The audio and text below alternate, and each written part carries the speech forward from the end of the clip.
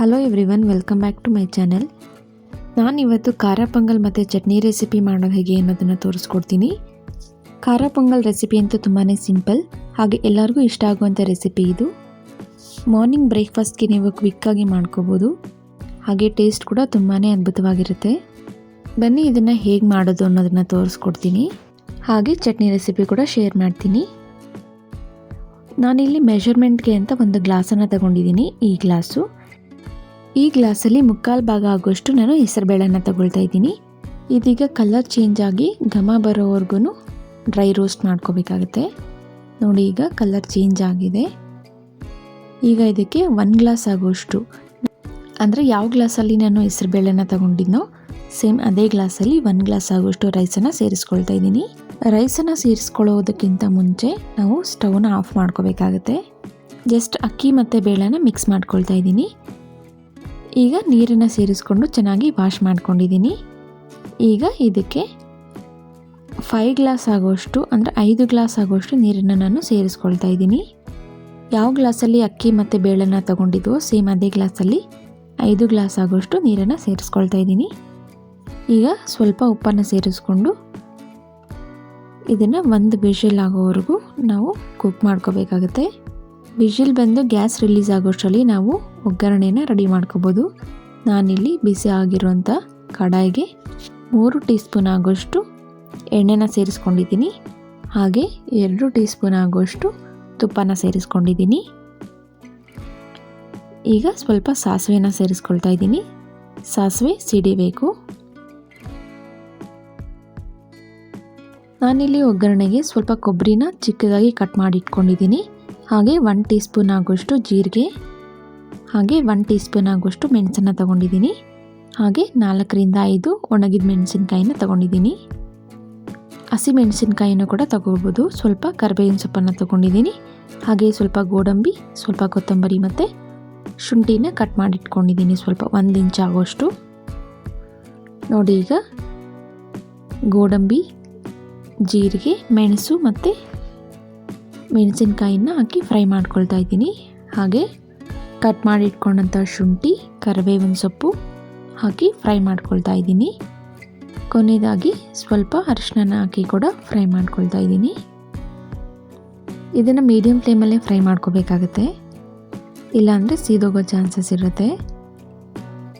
ನೋಡಿ, ಈಗ ಚೆನ್ನಾಗಿ ಫ್ರೈ ಆಗ್ತಾ ಇದೆ. ಗೋಡಂಬಿ ಎಲ್ಲ ಕಲರ್ ಚೇಂಜ್ ಆಗ್ತಿದೆ. ಈಗ ಕಟ್ ಮಾಡಿ ಇಟ್ಕೊಂಡಂಥ ಕೊಬ್ಬರಿನ ಕೂಡ ಸೇರಿಸ್ಕೊಂಡು ಫ್ರೈ ಮಾಡ್ಕೊಳ್ತಾ ಇದ್ದೀನಿ.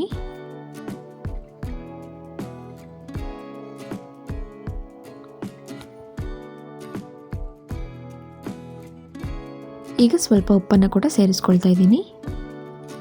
ಒಗ್ಗರಣೆ ರೆಡಿ ಮಾಡ್ಕೊಳ್ಳೋಷ್ಟರಲ್ಲಿ ರೈಸ್ ಕೂಡ ಕುಕ್ ಆಗಿರುತ್ತೆ. ನೋಡಿ, ಲಿಡ್ನ ಓಪನ್ ಮಾಡಿ ತೋರಿಸ್ತಾ ಇದ್ದೀನಿ. ಪರ್ಫೆಕ್ಟಾಗಿ ಆಗಿದೆ. ಈಗ ಈ ರೈಸ್ನ ಒಗ್ಗರಣೆ ಜೊತೆ ಮಿಕ್ಸ್ ಮಾಡ್ಕೋಬೇಕು.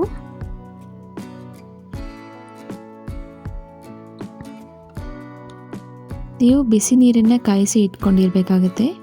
ಯಾಕೆಂದರೆ ಪೊಂಗಲ್ನ ಒಗ್ಗರಣೆ ಜೊತೆ ಸೇರಿಸಿದ ಮೇಲೆ ಕನ್ಸಿಸ್ಟೆನ್ಸಿನ ನೀವು ಅಡ್ಜಸ್ಟ್ ಮಾಡ್ಕೋಬೋದು. ಬಿಸಿ ನೀರನ್ನು ಸೇರಿಸ್ಕೊಂಡು ನಿಮಗೆ ಯಾವ ಥರ ಕನ್ಸಿಸ್ಟೆನ್ಸಿ ಬೇಕೋ ಆ ಥರ ಅಡ್ಜಸ್ಟ್ ಮಾಡ್ಕೋಬೋದು. ತುಂಬ ಜನಕ್ಕೆ ಪೊಂಗಲ್ ತೆಳು ಇದ್ರೇ ಇಷ್ಟ ಆಗುತ್ತೆ, ಅಂಥವರು ಸ್ವಲ್ಪ ಜಾಸ್ತಿ ನೀರನ್ನೇ ಸೇರಿಸ್ಕೋಬೋದು. ಈಗ ಪೊಂಗಲ್ ರೆಡಿಯಾಗಿದೆ. ಫೈನಲಿ ನಾವು ಕಟ್ ಮಾಡಿ ಇಟ್ಕೊಂಡಂಥ ಕೊತ್ತಂಬರಿ ಸೊಪ್ಪನ್ನು ಸೇರಿಸ್ಕೊಂಡು ಸರ್ವ್ ಮಾಡಿಕೊಂಡ್ರೆ ಪೊಂಗಲ್ ರೆಡಿ ಆಗುತ್ತೆ. ನೋಡಿ, ಎಷ್ಟೊಂದು ಬ್ಯೂಟಿಫುಲ್ಲಾಗಿ ಕಾಣಿಸುತ್ತೆ, ಅಷ್ಟೇ ಟೇಸ್ಟಿಯಾಗಿ ಕೂಡ ಇರುತ್ತೆ. ಈಗ ಚಟ್ನಿ ರೆಸಿಪಿನ ನಾನು ಶೇರ್ ಮಾಡ್ತೀನಿ. ಚಟ್ನಿ ಅಂತೂ ತುಂಬಾ ಕಲರ್ಫುಲ್ಲಾಗಿ ಕಾಣಿಸ್ತಾ ಇದೆ. ಟೇಸ್ಟು ಕೂಡ ತುಂಬಾ ಅದ್ಭುತವಾಗಿದೆ.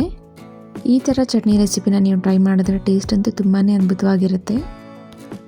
ಪೊಂಗಲ್ಗೆ ಬೆಸ್ಟ್ ಕಾಂಬಿನೇಷನ್ ಅಂದರೆ ಚಟ್ನಿನೇ ಅಲ್ವಾ? ಹಾಗಾಗಿ ನಾನು ಈ ರೆಸಿಪಿನ ಕೂಡ ಶೇರ್ ಮಾಡ್ತಾ ಇದ್ದೀನಿ. ಕ್ವಿಕ್ಕಾಗಿ ನಾನು ಚಟ್ನಿ ರೆಸಿಪಿ ಮಾಡೋದು ಹೇಗೆ ಅನ್ನೋದನ್ನು ತೋರಿಸ್ಕೊಡ್ತೀನಿ. ಮೊದಲಿಗೆ ಕಡಾಯಿಗೆ 3ರಿಂದ 4 ಟೀ ಸ್ಪೂನ್ ಆಗೋಷ್ಟು ಎಣ್ಣೆನ ಸೇರಿಸ್ಕೊಳ್ತಾ ಇದ್ದೀನಿ. ಎಣ್ಣೆ ಕಾದ್ಮೇಲೆ ಬೆಳ್ಳುಳ್ಳಿ, 1 ಈರುಳ್ಳಿ, 5 to 6 ಹಸಿಮೆಣಸಿನ್ಕಾಯಿ, 1 ಇಂಚು ಶುಂಠಿ, ಸ್ವಲ್ಪ ಕರಿಬೇವು, ಇದನ್ನು ಚೆನ್ನಾಗಿ ಫ್ರೈ ಮಾಡ್ಕೋಬೇಕು. ಫ್ರೈ ಆದಮೇಲೆ ಕೊನೆಯದಾಗಿ ಕೊತ್ತಂಬರಿ ಸೊಪ್ಪು ಮತ್ತು ಪುದೀನಾನ ಸೇರಿಸ್ಕೊಂಡು ಹಾಗೆ ಸ್ವಲ್ಪ ಉಪ್ಪನ್ನು ಕೂಡ ಸೇರಿಸ್ಕೊಂಡು 1-2 ನಿಮಿಷ ಫ್ರೈ ಮಾಡಿಕೊಂಡ್ರೆ ಸಾಕಾಗುತ್ತೆ. ಈಗ ಇದನ್ನು ಸ್ವಲ್ಪ ಹೊತ್ತು ತಣ್ಣಗಾಗೋದಕ್ಕೆ ಬಿಡಬೇಕು. ತಣ್ಣಗಾದ್ಮೇಲೆ ಮಿಕ್ಸಿ ಜಾರ್ಗೆ 1/2 ಕಪ್ ಆಗೋಷ್ಟು ಕಡಲೆ ಬೀಜನ ನಾನು ಸಿಪ್ಪೆ ತೆಗೆದು ಸೇರಿಸ್ಕೊಳ್ತಾ ಇದ್ದೀನಿ. ಅದಕ್ಕೆ ಸ್ವಲ್ಪ ಕೊಬ್ಬರಿನ ಚಿಕ್ಕದಾಗಿ ಕಟ್ ಮಾಡಿಟ್ಕೊಂಡು ಸೇರಿಸ್ಕೊಳ್ತಾ ಇದ್ದೀನಿ. ಹಾಗೆ ನಾವು ಫ್ರೈ ಮಾಡಿಟ್ಕೊಂಡಂಥದ್ದನ್ನು ಕೂಡ ಸೇರಿಸ್ಕೊಳ್ತಾ ಇದ್ದೀನಿ. ಹಾಗೆ ರುಚಿಗೆ ತಕ್ಕಷ್ಟು ಉಪ್ಪು, ಸ್ವಲ್ಪ ಹುಣಸೆಹಣ್ಣು, ಹಾಗೆ ಸ್ವಲ್ಪ ಬೆಲ್ಲ ಮತ್ತು ನೀರನ್ನು ಸೇರಿಸ್ಕೊಂಡು ನಾವು ಗ್ರೈಂಡ್ ಮಾಡ್ಕೋಬೇಕಾಗುತ್ತೆ. ನೋಡಿ ಈ ಥರ ಗ್ರೈಂಡ್ ಮಾಡ್ಕೊಂಡಿದ್ದೀನಿ. ನೋಡೋಕ್ಕೆ ಎಷ್ಟು ಬ್ಯೂಟಿಫುಲ್ಲಾಗಿ ಕಾಣಿಸಿದೆಯೋ ಅಷ್ಟೇ ಟೇಸ್ಟಿಯಾಗಿ ಕೂಡ ಇದೆ. ಈ ಪೊಂಗಲ್ ಮತ್ತು ಚಟ್ನಿ ರೆಸಿಪಿನ ನೀವು ಒಮ್ಮೆ ಬ್ರೇಕ್ಫಾಸ್ಟ್ಗೆ ಟ್ರೈ ಮಾಡಿ, ತುಂಬಾ ಟೇಸ್ಟಿಯಾಗಿರುತ್ತೆ. ಆ್ಯಂಡ್ ಕಮೆಂಟ್ ಮಾಡಿ ತಿಳಿಸಿ ಹೇಗಿತ್ತು ಅಂತ. ನಾನಿಲ್ಲಿ ಸರ್ವ್ ಮಾಡಿ ತೋರಿಸಿದ್ದೀನಿ. ವಿಡಿಯೋನ ಸ್ಕಿಪ್ ಮಾಡದೆ ಕೊನೆವರೆಗೂ ನೋಡೋದಕ್ಕೆ ತುಂಬ ಧನ್ಯವಾದಗಳು. ರೆಸಿಪಿ ಇಷ್ಟ ಆದರೆ ಕಮೆಂಟ್, ಲೈಕ್, ಶೇರ್ ಮಾಡಿ. Thank you.